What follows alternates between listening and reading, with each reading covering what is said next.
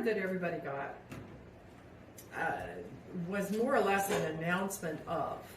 Yes. It wasn't telling you that you had to immediately go out and cut every tree down around your house. No, that's like one of the main messages we want to tell people is that this is not something saying that there's going to be a individual walking on your property and telling you cut down tree A, cut down tree B, remove shrub X, remove shrub Y.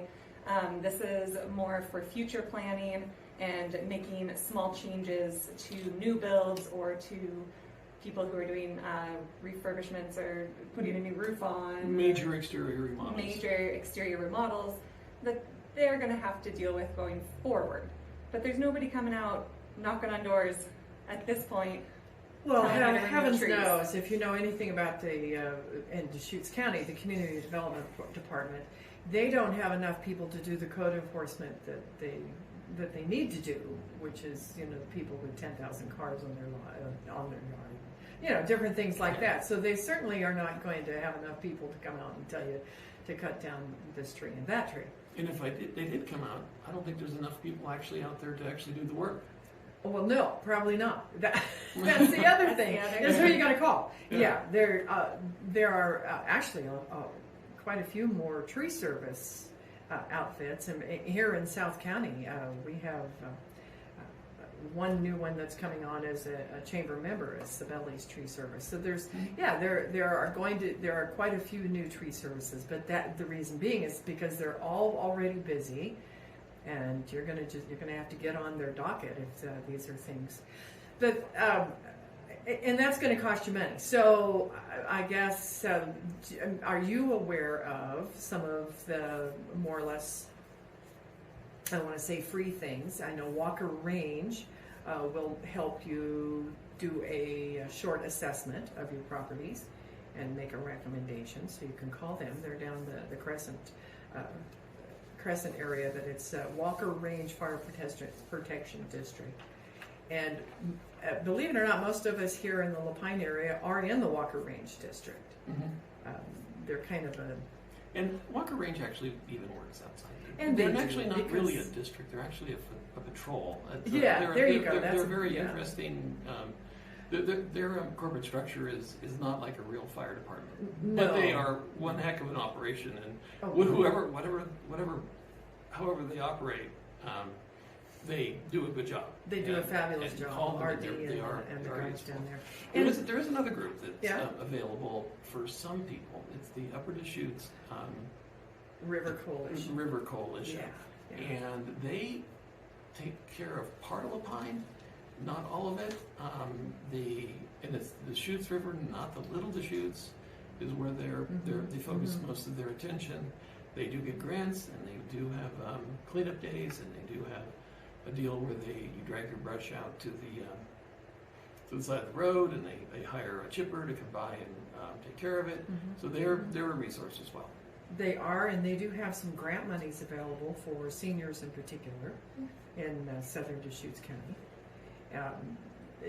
And we should have Carl Jansen here to talk about some of this. Well, so just so like everybody knows, the Senate Bill 762, it's about Oregon defensible space. Right. So that's what we're talking about. Yeah, that's what we're here for today. Yeah. Let's not get off on well, what is defensible space? Let's talk about that. Yeah, what is defensible space? So they don't describe that in the bill. They don't, but I mean, we have what we would count as defensible space, and the Oregon State Fire Marshal did post some information on what they say is defensible space. And a lot of this is just things that we do already, or maybe something that we could look to do in the future. So just what we were talking about, removing dead or combustible vegetation and mulch and materials away from the home, and replacing maybe mulch with rock or gravel. So those are the things that a lot of us are currently doing now, and what we were just talking about, getting rid of those old trees or dead bushes. Yeah, you might want to take out those big junipers that have now overtaken the front of your house. Exactly, those ones. Because they're like having cans of gasoline on at the front of your house. Removing leaves and pine needles and other debris from the roof and gutters. Again, that's just fire safety that we tend to do every year. Cover attic vents and soffit vents in areas below the decks and patios. So we talk about this with fire safety too, making sure that the metal wire mesh going to your attic is smaller than 1/8 inch, so it can be just teeny tiny. So replacing those meshes, making sure that this is stuff we talk about for fire safety anyway. Okay. Well, and the metal mesh is important because when your roof gets hot and say there's a fire nearby and there's a lot of heat, the roof of your house will get hot and there's vents in it. So the heat will go out the top vent and it will suck air in the lower vent. And if there's embers floating around your home, it'll suck those embers right into your attic. Right. Yeah, people don't realize. For instance, you shouldn't probably have your barbecue or your outdoor kitchen where maybe you're doing that wonderful deep fried turkey or something like that. Don't do that right up next to the wall of your house, because you can actually the fire can get sucked up through those vents into your attic. Yeah, we talk about that around Thanksgiving. Okay. Well, we'll put that on our list for the November show. Yeah. And this clear space needs to be a minimum of 30 feet too. But this is not saying that every single item in your land needs to be clear of 30 space. Now they do talk about this on the Oregon State website as well. They say, okay, look at the vegetation directly around your home. Make sure the trees are cut up, like all the branches are trimmed, so that if there was a fire on the ground below, it would not climb up the tree and get the upper tree branches. Right. They say don't. Yeah, exactly. They say get rid of those bushes next to your home. Maybe make sure the trees are a little bit more spread out and not right next to each other, so if one does catch on fire, the other doesn't. And then as you go out from the 10 to 20 feet, maybe you have some more trees. Again, they're a little bit more spaced apart. And as you go out for that 20 to 30 feet, you can have more trees, but they don't need to be quite as far apart and don't have to be quite as trimmed. Right. They can be grouped. I have a terrific brochure that I've been putting up on our Friday bulletin board, actually, the Chamber's Friday bulletin board, that shows that. Is a very a nice cartoony kind of drawing, but it shows exactly that. It talks about clear space, but that doesn't mean you have to remove all the vegetation within 30 feet of your home. That's not how it works. And plant lawn, that's just not right. That's not what that means. No. It means, just like what you said, but the ladder fuels are probably the most important part of the whole thing. You can have that wonderful ponderosa pine that you've been nursing for the last 20 years growing fairly close to your home. Just make sure there's no big bushes around it that could cause the fire to climb up into the crown of the tree. Ponderosa pines are fabulous. They can resist all sorts of fire, and their bark doesn't necessarily burn, but the needles do. And once it gets up into a crown of the tree, then it jumps in, and then it's pretty much a lost cause. So the ladder fuels, the grasses and the bushes and that stuff. And you can pick plants that are more fire resistant as well. Yeah. Also, not bitter brush. Also, when you're planning your home and or doing major remodels, let's make sure that one, if anybody, please, I hope no one has a shake roof out there anymore.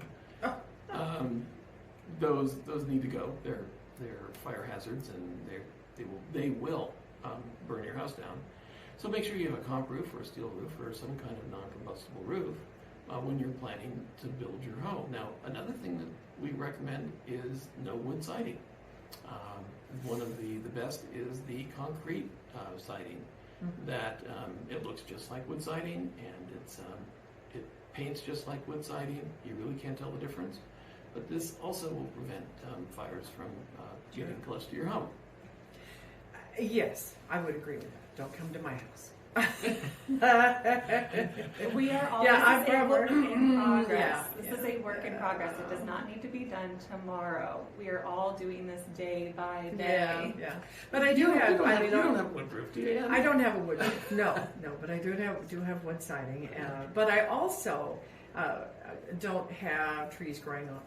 Right. I don't have all those other things, and we've always been very conscientious about removing the ladder fuels and the bitter brush and that That used to be a thing. You'd move to Lapine and immediately get out the axe and start hacking that stuff out of the ground. And it does come back, so over time, so you have to kind of keep after it. But it's there again. It's worse than juniper. It's like pouring gasoline on a fire. If you've ever burned bitter brush, then you know. And then one other thing I just want to point out, just so everybody's aware for this 762, is that these defensible space codes that are going in force for, again, only new dwellings and ones that are being permitted are really, they're only for the wildland-urban interface and high or extreme risk locations. So they made this beautiful map, they being Oregon State University and the Oregon Department of Forestry. They worked very hard for many years to make this beautiful wildfire map of the entire state of Oregon, and they did a great job. And in that, they put different colors and different risk meters for fire on the entire state of Oregon. And if you are in that high or extreme risk and in the urban wildland interface, then you will have to have these codes enforced. But they're not enforcing these new building codes until April 2023. So we got a little bit of time. So people that are getting their roof replaced this summer probably won't have to worry about this defensible space code.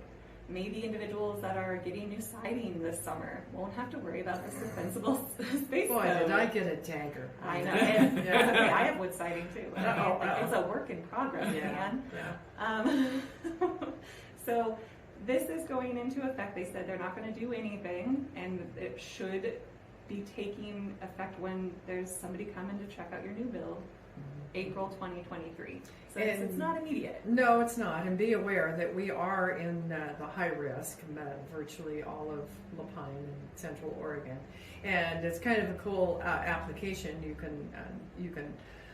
How I did it was went to Senate Bill 762, and there's a link to the wildfire risk map, and then you can actually put in your address. But it's pretty obvious. Lot by lot. Yeah, it'll tell you lot by lot. But it does pretty much show that we're all there. We are, which we kind of knew that. Yeah, we kind of knew that already. Yeah. But there are some locations in Bend and over in the valley, and they look pretty good. But they might not also be in that urban wildlife or urban wildland interface. So they need both. You need both. You need to be in the wildland urban interface and the higher extreme location on that new wildfire risk map. So what do we do if we live in a development that, as many of us do, that we've done our due diligence and our house is protected, and the guy next to us hasn't done squat and still have, a bazillion little trees all growing together? Nothing. There's nothing. Ask your neighbor if he needs help. Yeah, there you go. I think that'd be the best thing to do. Yeah, it is kind of scary. I mean, you probably, and we have seen it. Tony DeBone brought that up at a meeting not long ago. His in-laws' property down off of Michael Road area, south of us here, was part of a big fire that was a few years ago. And one of the cabins on that property survived the fire. They didn't figure it would, but they got there and it was completely untouched by the fire, and this little kind of green circle around it, because they had done their due diligence. There was no bushes, and there weren't trees right up next to the house and some of those things. So it does work, and your house could survive a wildfire if it came through. Did you have an opportunity to drive the Highway 26 corridor there through Detroit and Blue River and that? And we actually had one of our customers lost their entire business and their home. So it was, we are very familiar with what happened there. But it was amazing how there were still untouched places for whatever reason, and you could see how the fire kind of came down in fingers, came down the hill, but it avoided some places and totally destroyed others. So fire is in the city of Detroit. There were houses where one house burned, the house right next door did not. Yeah, and why? Why? It actually made no sense, because the terrain, the trees, Everything was about the same. Interesting. Well, none of us want to lose our homes, but we want to protect ourselves just in case, and that means we buy insurance. If you live in an area that's now designated as this high fire risk, what's that going to do for us insurance-wise? I don't see it doing much, only because insurance companies have actually had maps exactly like this new beautiful map from the wildfire risk map developed by Oregon State University and the Oregon Department of Forestry for many years, and they've used them for many years. So I've actually asked a couple of our carriers, like, what is this new map going to do for you? And they're like, well, nothing. Maybe we'll roll it into what we already have, but we already have really great systems in place for determining how risky a property is to insure. So they've been doing this for a long time. So on one hand, it upsets me that we probably spent all sorts of big federal dollars on creating this new beautiful map. This beautiful map that was, already done. And then, but that's a conversation for another day, certainly. So that's good to hear. I mean, it sounds to me like they've already been assessing us, utilizing the knowledge that they already put in place many years ago. So we can maybe assure people that it doesn't necessarily mean that your insurance rates are going to skyrocket next year because of this when Senate Bill 762 passes. No, they're going to skyrocket for other reasons. Yeah, well, there's that. Yes. I mean, there's a piece of me that thinks it'll be good, especially for these new builds or individuals that are getting a permit to make large changes, because we can prove to the insurance company that they have risen to a higher standard of defensible space, and that they're a better risk. Okay, well that makes sense. So you would have an option then to show the insurance company that you've done everything.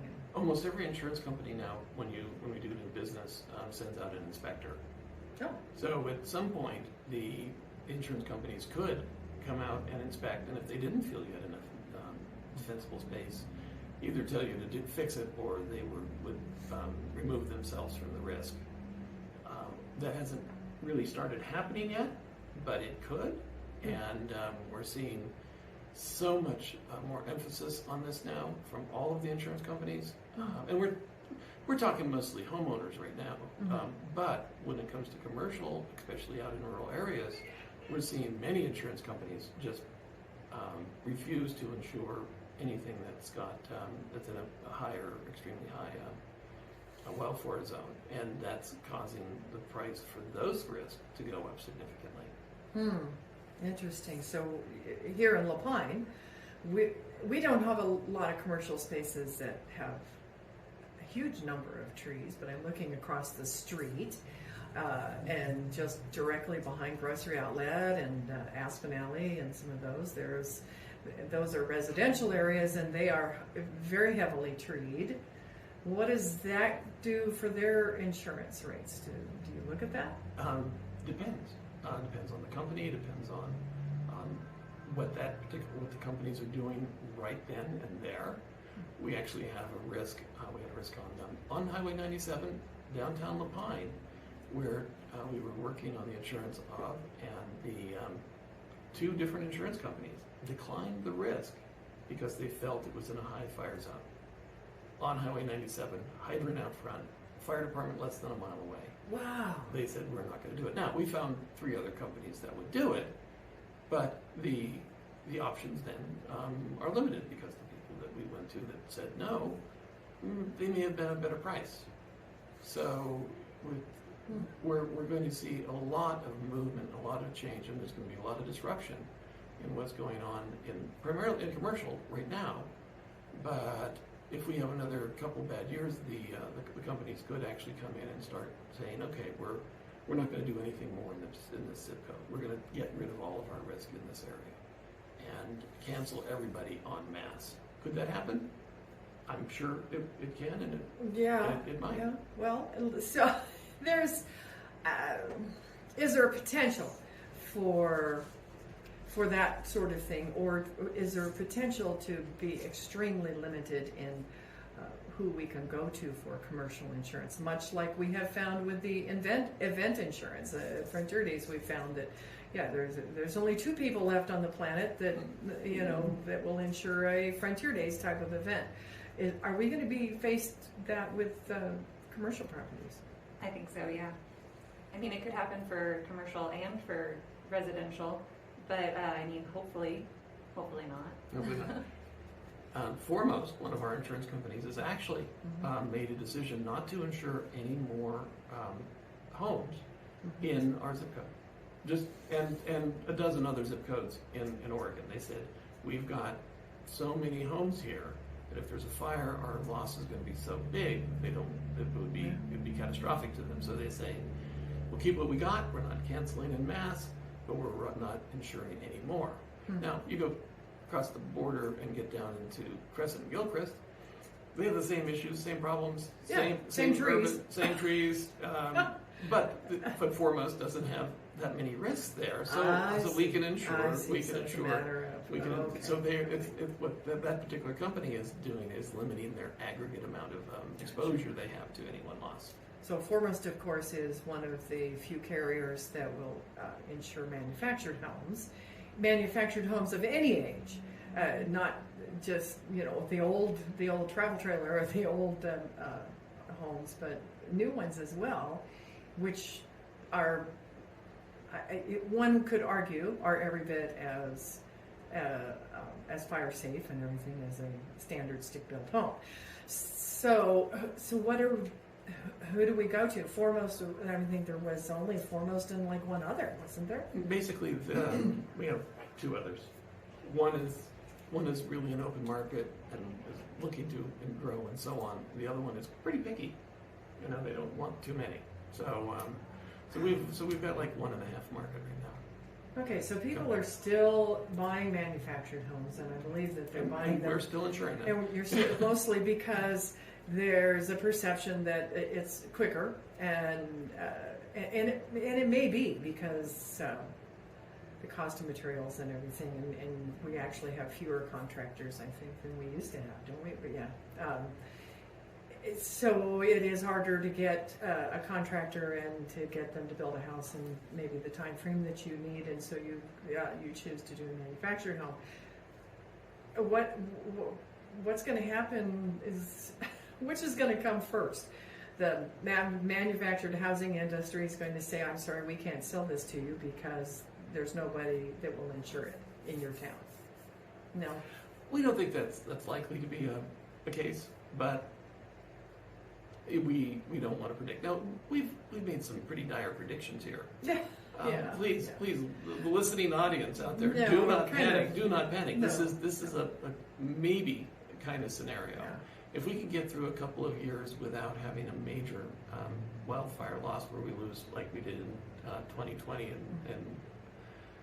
and on Labor Day weekend, where we lost 4,000 structures in one weekend, and then if California could avoid, burning up 40,000 structures in a year, like they did with the Paradise Fire, this might all settle down. We could okay. breathe easy for a few years. It might get a little bit easier. Yeah. Well, and all the fires that are burning around, all with the exception of maybe 1 or 2 that are, I guess, under investigation, are basically lightning caused. And there's not a whole heck of a lot we can do about that, but we can do everything about the stupid fires. And a couple of the California ones, one was actually a cigarette thrown out. That, in this day and age, that shouldn't happen on any level. And I just can't imagine that someone would actually still do that. It blows me away. Speaking of stupid, the Labor Day fire, there were, up the Santiam Pass, there were 30 starts on that pass because of trees in the wind impacting power lines. Yeah. And the power company could have easily stopped all 30 of those starts if they'd have just told everybody, sorry folks, we're turning your power off. And it's going to be off for 48 hours, or until the wind dies down. Yeah. And that's how the Paradise Fire started. It was, a tree impacting a power line. Well, and we're so spoiled. We have a power company that is so diligent about keeping the trees away from their power lines. That is like paramount in their daily lives, is to go out there and clear those trees. And so, knock on wood, we have not had that kind of issue. But obviously, other power companies have not given the priority that ours has to that sort of thing. One of the other California fires just recently was a campfire left.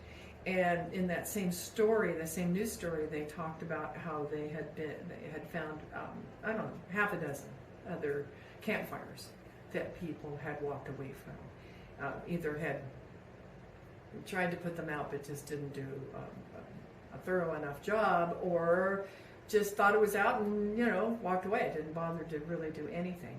And I just, there again, I can't believe in this day and age that someone would actually do that.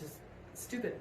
You can't, you can't fix stupid. You can't fix stupid. Well, a lot of people don't realize it, but to have a campfire, even in a campfire ring, in a campground, you're supposed to have a bucket of water present, and you're supposed to have a shovel. Right. And people go out and eat out one of those, and I know in the past, when we went camping, we would just let, you'd enjoy the fire in the evening and just let it burn out and go to bed. We don't do that anymore. We've actually put that fire out before we go to bed, and it's something that should be done, because you don't know, the wind could come up in the middle of the night and blow whatever embers are left in there into the forest. Yeah, I think we need to do a lot more education. I learned that at a very early age, and Girl Scouts in 3rd grade or something, about how to do these things, and that's why they invented Smokey Bear, is to educate people. And either people aren't listening to Smokey anymore, or they, I don't know what the deal is. So I think the number one thing that this Senate bill is bringing to light is the education of defensible space. I think that was the entire goal, not making it like mandatory to do all these things and we're going to make it so everyone has to do it now.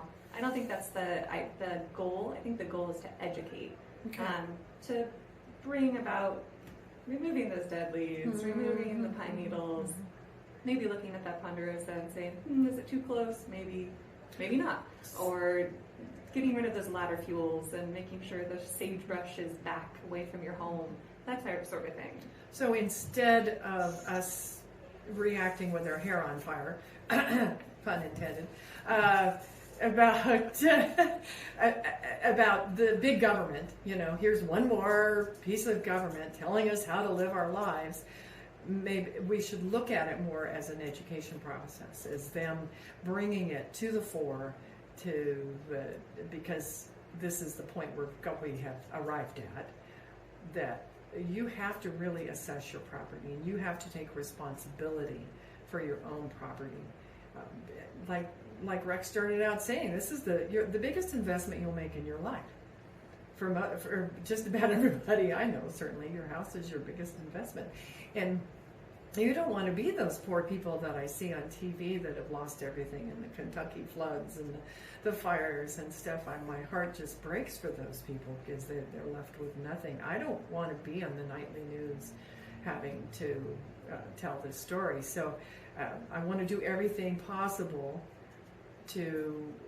that I can physically do to help make it not happen. That doesn't mean it's not ever going to happen, but there are things to do. Yeah, exactly. We can all be a part of creating defensible space on our land and in our community. Maybe it is reaching out to the neighbor that doesn't have the capabilities of removing some of those ladder fuels, or asking like, hey, do you need help with this?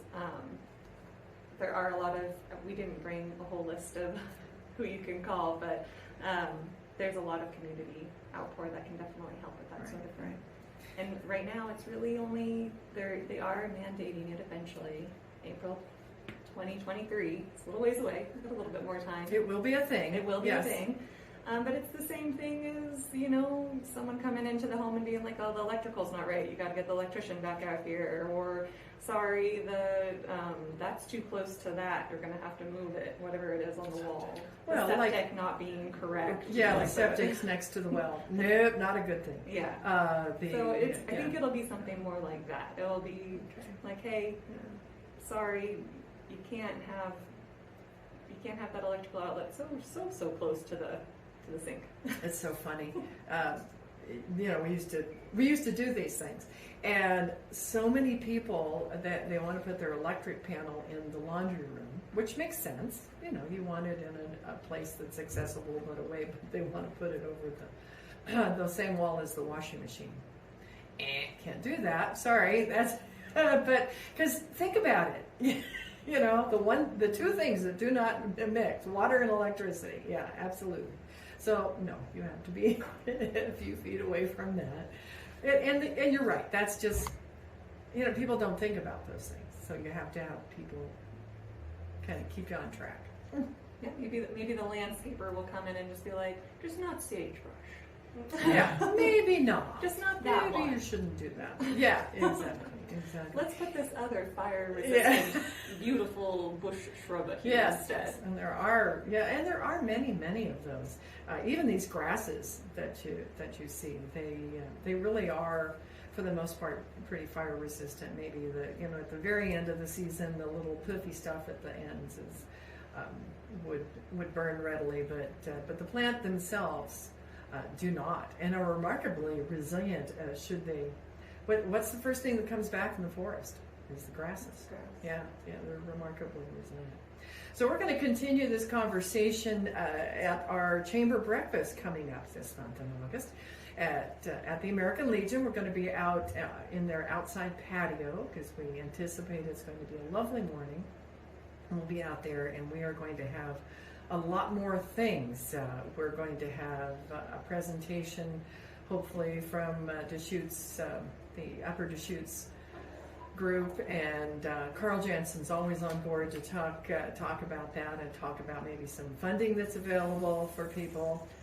Yeah, if you want help with clearing your land, talk to that man. He's talk on to it. Carl. He's on it. He is the man, and he has resources, and he can bend your ear for a long time and give you all sorts of a list of things. And I'm hoping to have some folks from down at Walker Range as well, because they do that, and a lot of other folks. And let's try to gather as much information as humanly possible, because like you said, I think it's education.